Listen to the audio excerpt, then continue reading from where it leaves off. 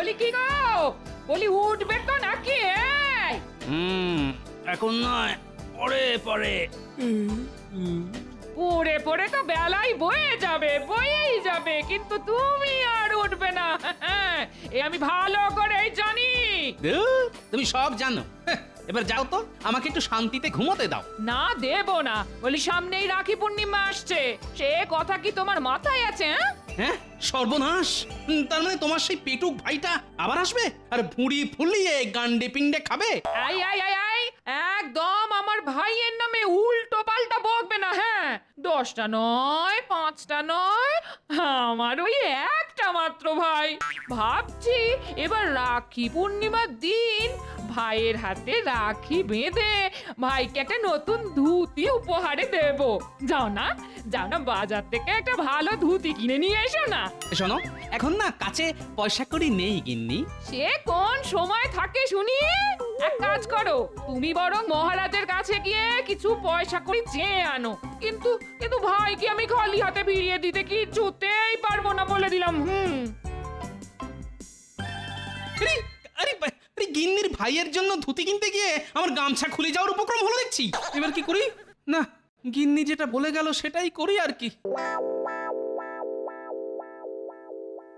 কি হলো মহারাজ, আজ এসে থেকে দেখছি আপনি গাল ফুলিয়ে বসে আছেন। কি আবার হবে? কৃষ্ণনগরের সীমানায় যে এক কাঠা বেওয়ারিশ জমি আছে না, ওটা নবাব বাহাদুর কিছুতেই ছাড়তে চাইছেন না। কিন্তু ওই জমির যিনি মালিক ছিলেন তিনি তো কৃষ্ণনগরের বাসিন্দা ছিলেন। কিন্তু সেই কথাটা নবাব বাহাদুরকে বোঝাবে কি? উনি তো জেদ ধরে বসে আছেন, কিছুতেই ওই জমিটা ছাড়তে চাইছেন না।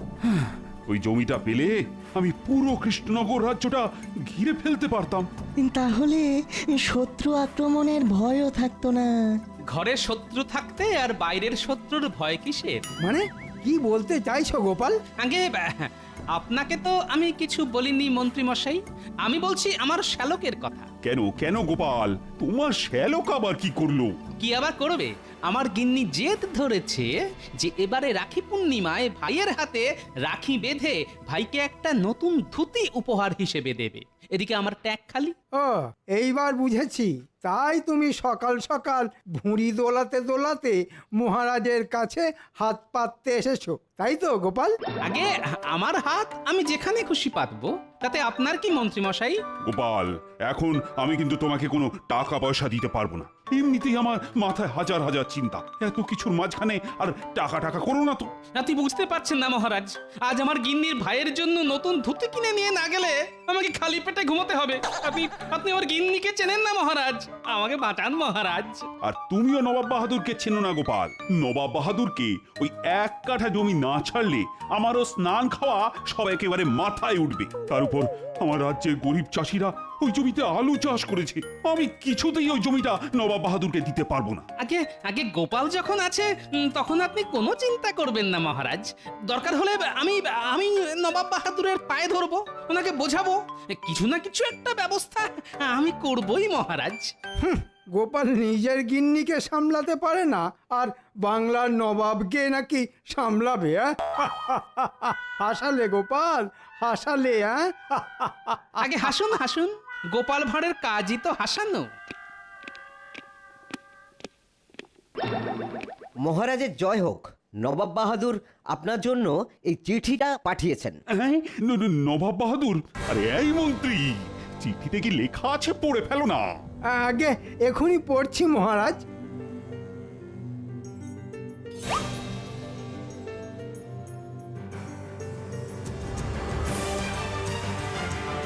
সর্বনাশ, নবাব বাহাদুর লিখেছেন আগামী পূর্ণিমার মধ্যে কৃষ্ণনগরের সীমানায় যে এক কাঠা জমি আছে ওটা ওনার নামে লিখে না দিলে উনি আপনাকে বিরিয়ানির হাঁড়ির মধ্যে ঢুকিয়ে সেদ্ধ করে দেবেন। সর্বনাশ, যেটার ভয় পাচ্ছিলাম সেটাই হলো দেখছি। এই এবার কি হবে গো? যে করেই হোক মহারাজকে এই বিপদ থেকে উদ্ধার করতেই হবে। মহারাজ খুশি হলে আমার ট্যাগ আবার ভরে যাবে। মহারাজ যে খুশি, গিন্নিও খুশি, আর আমার শান্তি। মহারাজ আর কোনো উপায় নেই, আপনি বরং জমিটা ছেড়ে দিন।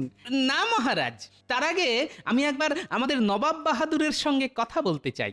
নবাব বাহাদুর যা এক গুঁয়ে লোক, ওনাকে বুঝিয়ে রাজি করানো আর ওই হাতিকে আলোয়ান পরানো একই ব্যাপার। আর গোপাল ভাঁড়ও কম যায় না রাজবৈদ্য। বেশ বেশ, তাই হবে। আমরা তাহলে কালই সকাল সকাল রওনা দেব।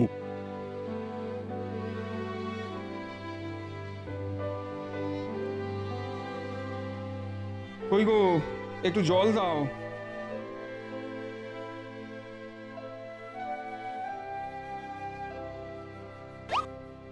এবার আলু চাষ কেমন হচ্ছে গো?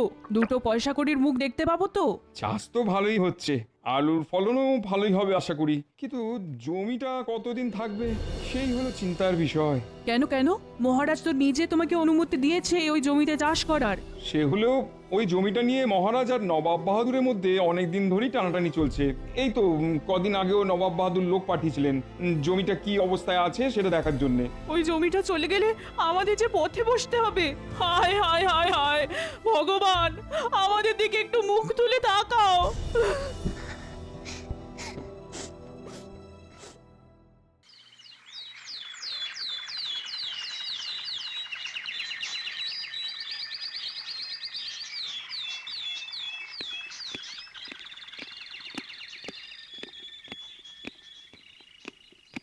এই দেখুন জাহাপানা, মহারাজ কৃষ্ণচন্দ্র একেবারে দলবল নিয়ে চলে এসেছেন। এসো এসো কৃষ্ণচন্দ্র এসো, ওই জমিটা আমার নামে লিখে দিতে এসেছো বুঝি? না মানে আপনি আরেকবার একটু ভেবে দেখুন নবাব বাহাদুর, ওই জমিটা পেলে আমার কতটা উপকার হবে। উপকার তোমার হবে তাতে আমার কি? আর তুমি প্রজাদের ওই জমিতে চাষ করার অনুমতিও দিয়েছে শুনলাম। তোমার রাজ্যের এক প্রজা ওই জমিতে আলু গাছ বসিয়ে আলু চাষও শুরু করেছে। কি ভেবেছিলে কৃষ্ণচন্দ্র? আমি কিচ্ছু জানতে পারবো না? না না আমি মানে নবাব বাহাদুর, ছোট মুখে বড় কথা, তাও বলি, ঝামেলা না করে আলোচনা করে সব মিটিয়ে নিলে হয় না? দেখেছেন জাহাপানা, মহারাজ কৃষ্ণচন্দ্র যেই বিপদে পড়েছে অমনি গোপালকে বগল দাবা করে নিয়ে এসেছে। আলোচনা মানে কিসের আলোচনা? এই এই যেমন জমিটা যেমন আছে তেমনই থাক।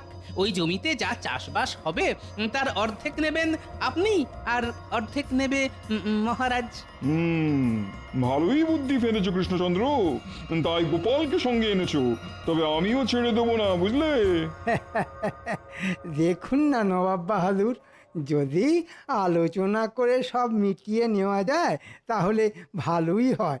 আপনি যে প্রস্তাব দেবেন আমরা তাতেই রাজি, শুধু জমিটা যেমন আছে তেমনই থাকবে। তাই নাকি? আমি যে প্রস্তাব দেবো তাতে তোমরা রাজি? বাহ বাহ বাহ বাহ বাহ। তাহলে শোনো কৃষ্ণচন্দ্র, আমি চাই ওই জমিতে কোনো মানুষ যেন পা না দেয়। ওই জমি আমি না পেলে কাউকে পেতেও দেবো না।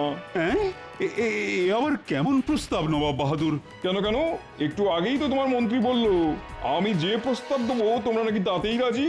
আগে তাই হবে নবাব বাহাদুর, আমরা কেউ ওই জমিতে পা দেব না, কিন্তু ওই জমিতে আমাদের রাজ্যের এক গরিব প্রজা আলু চাষ করেছে। তাকে যদি আপনি অনুমতি দেন, যতদিন না ফসল ফলছে ততদিন ওই জমিতে পা দেওয়ার, তাহলে খুব উপকার হয় নবাব বাহাদুর। না না না না, আমি এক কথার মানুষ। আমি যখন বলেছি তখন আজ থেকে ওই জমিতে কেউ পা দেবে না, মানে কেউ পা দেবে না। কথার খেলাপ হলে আমি কিন্তু ওই জমি কেড়ে নেবো, এই বলে দিলাম। আচ্ছা, মুশকিল তো। কুটির বাবা ওই জমিতে এত টাকা খরচা করে আলু চাষ করেছে, ফসলের মুখ না দেখলে যে ওদের পরিবারটা পথে বসবে। এদিকে নবাব বাহাদুরও জেদ ধরে বসে আছেন। না, এবার কিছু একটা করতেই হবে।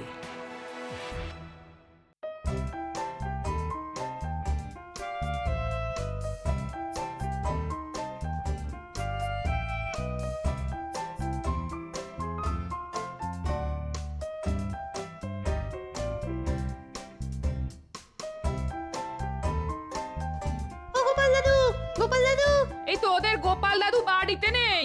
কোথায় গেছে গোপাল দাদু? তোদের গোপাল দাদু মহারাজের সঙ্গে মুর্শিদাবাদে গেছে। তা তোরা চারজন কেন? মুটিকে দেখছি না তো। ওই জন্যই তো আমরা গোপাল দাদুর কাছে এসেছি দিদা। পুটি বলেছে এবার নাকি ও আমাদের রাখি পরাবে না। সে কি? পুটির আবার কি হলো? কারবার কি হয়েছে? পুটির গো পুটির। পুটি বলছে এবার নাকি ও রাখি পরাবে না। এই ন্যাপলা গুলটে ন্যাপা পুচকে, তোরা কিছু বলিসনি তো পুটিকে? না গোপাল দাদু, আমরা কিচ্ছু বলিনি। চল তো একবার কি দেখে আসি পুটির আবার কি হলো।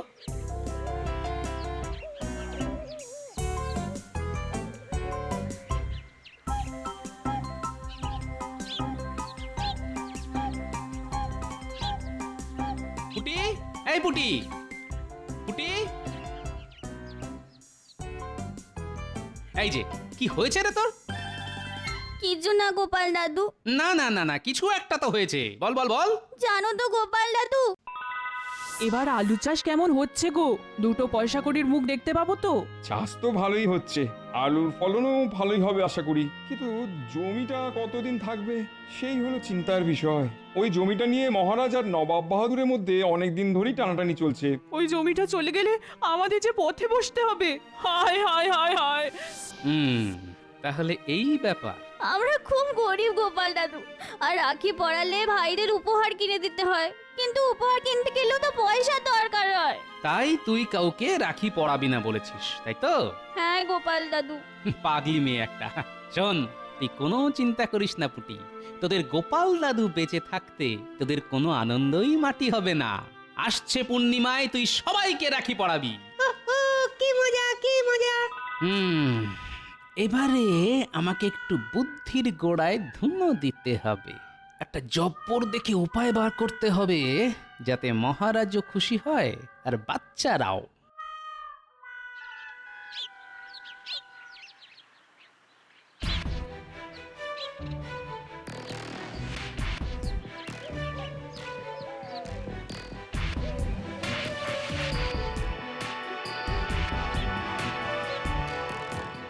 এই ওঠো ওঠো, এই জমি থেকে ওঠো। কেন উঠবো কেন? আপনারা কারা? আমরা নবাব বাহাদুরের প্রহরী। নবাব বাহাদুরের হুকুম, আজ থেকে যেন কেউ ওই জমিতে পা না দেয়। হ্যাঁ, তাই জমি পাহারা দেওয়ার জন্য উনি আমাদের পাঠিয়েছেন। এবার তাড়াতাড়ি জমি থেকে পা তুলে নাও, না হলে সারা জীবন কারাগারে কাটাতে হবে, এই বলে দিলাম। না না না, আমার ঘর সংসার বউ বাচ্চা আছে, আমি কারাগারে থাকলে ওদের দেখবে কে? আমি চলে যাচ্ছি, এক্ষুনি চলে যাচ্ছি।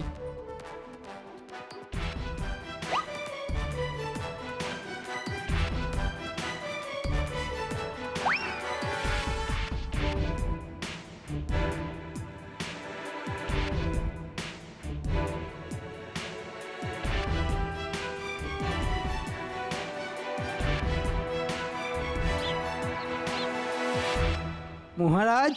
এই যে মন্ত্রী, তুমি হলে যত নষ্টের মূল। কেন মহারাজ, আমি আবার কি করলাম? তোমাকে কে বলেছিল?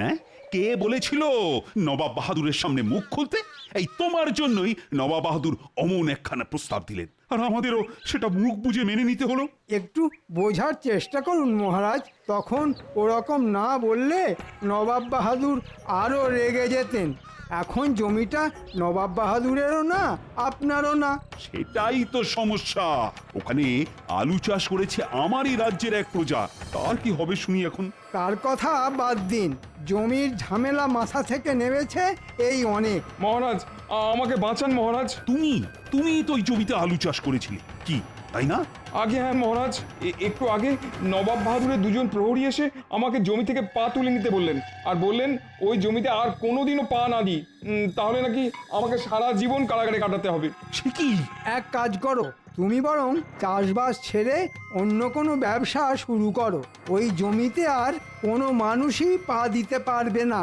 অনেক কষ্ট করে ওই জমিতে আলু চাষ করেছি মহারাজ, ফসল তুলতে না পারলে যে আমার অনেক ক্ষতি হয়ে যাবে। আমাকে সাহায্য করুন মহারাজ, আমার বউ ছেলে মেয়ে না খেতে পেয়ে মরে যাবে। গোপাল ভাঁড় বেঁচে থাকতে সেটা হবে না পুটির বাবা। গোপাল? ওহ, তুমি আবার কি করবে? দেখুন না শুধু কি করি। পুটির বাবা, বল গোপাল দাদা। আসছে রাখি পূর্ণিমার মধ্যে তোমার গাছের আলু ফলবে তো? সে রোজ যদি গাছে জল দেওয়া যায় তাহলে ফলবে বই কি। বেশ, তুমি রোজ তোমার চাষ করা আলু গাছে জল দেবে, কিন্তু পাশের জমিতে দাঁড়িয়ে ছুঁড়ে ছুঁড়ে ভুলেও ওই জমিতে পা দেবে না। তারপর বাকি কাজটা গোপাল করবে। এই গোপাল, এই কি চলছে বলো তো তোমার মাথায়? বুদ্ধি মহারাজ, বুদ্ধি। আমি ঠিক ওই জমির আলু বার করে আনবো, তাও জমিতে পা না দিয়ে। সত্যি? আগে সত্যি সত্যি সত্যি 3 সত্যি। ফসলের মুখ তুমি দেখবেই পুঁটির বাবা। গোপাল ভাঁড় কথা দিল। বেশ বেশ গোপাল, আমার না তোমার উপর পূর্ণ বিশ্বাস আছে। আর মহারাজ, আমার দিকটাও একটু দেখুন এবার। সবই তো জানেন আপনি মহারাজ।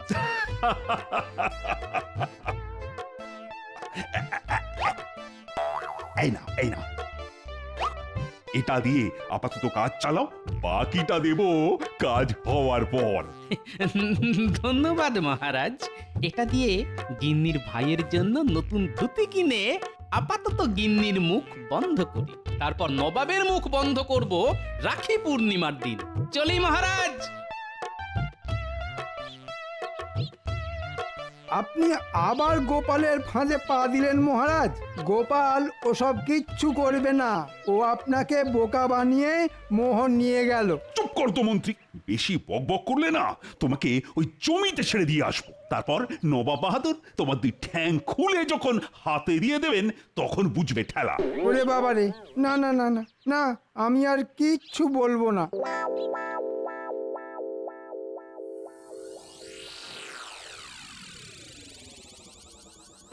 আমরা কোথায় যাচ্ছি গো গোপাল দাদু? রাস্তা বানাতে। কোথায় যাওয়ার রাস্তা গোপাল দাদু? দাঁড়া দাঁড়া, সব যদি এখনই বলে দিই তাহলে কাল সকালে চমকটা দেব কি করে? তাই মুখ বন্ধ। চল তাড়াতাড়ি।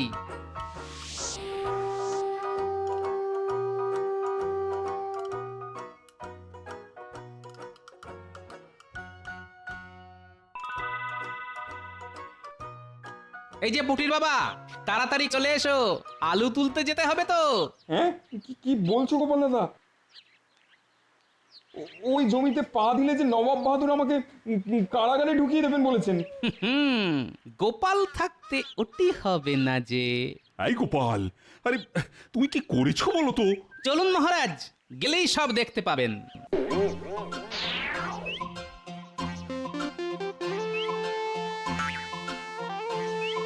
ওই দেখুন মহারাজ, নবাবের 2 প্রহরী দাঁড়িয়ে জমি পাহারা দিচ্ছে। দিক, ওদের কাজ ওরা করুক, আর আমাদের কাজ আমরা।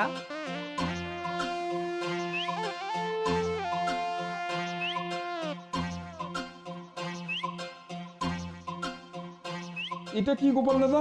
এটা হলো সুড়ঙ্গের মুখ। এই রাস্তা ধরে গেলে সুড়ঙ্গ তোমাকে নিয়ে যাবে ওই জমির নিচে, যে জমিতে তুমি আলু চাষ করেছো। আর আমরা সবাই জানি আলু হয় মাটির নিচে, তার ফলে তোমাকে আর ওই জমিতে পা দিয়ে ফসল বার করতে হবে না পুটির বাবা। তুমি এই সুড়ঙ্গ ধরে গেলেই ফসল পাবে। তাই নাকি? তবে আমি এক্ষুনি যাচ্ছি গোপাল দাদা।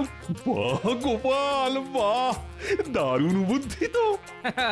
গোপাল ভাঁড়ের বুদ্ধি দারুণ না হয়ে উপায় আছে মহারাজ। সত্যি তো, ইস, এই বুদ্ধিটা আমার মাথায় এলো না কেন?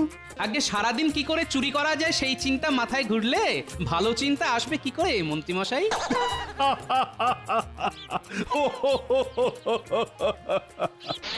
এই দেখুন মহারাজ, আমার চাষ করা ফসল, এবার এগুলো বাজারে বিক্রি করে আমি সংসার চালাতে পারবো, আমার ছেলে মেয়েগুলো খেয়ে পড়ে বাঁচতে পারবে।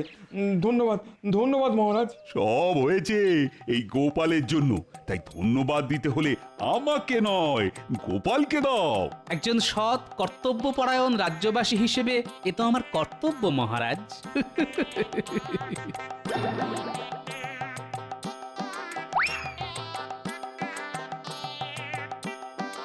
তাহলে এক কাজ করো, আজ তো রাখি পূর্ণিমা, তোমরা সবাই রাজবাড়িতে চলে এসো। আজ এই শুভ দিনে আমরা একসঙ্গে খাওয়া দাওয়া করব। কি খাবো মহারাজ? কেন, লুচি আর ওই জমির আলু আমি নিজে দাম দিয়ে কিনবো। ওই জমির আলু কি আমাকে বিক্রি করবে তো? কি যে বলেন মহারাজ, অবশ্যই অবশ্যই করব। কি কৃষ্ণচন্দ্র এত বড় সাহস! এই যে ঘোড়া বের করো, আমি এক্ষুনি কৃষ্ণনগরে যাব।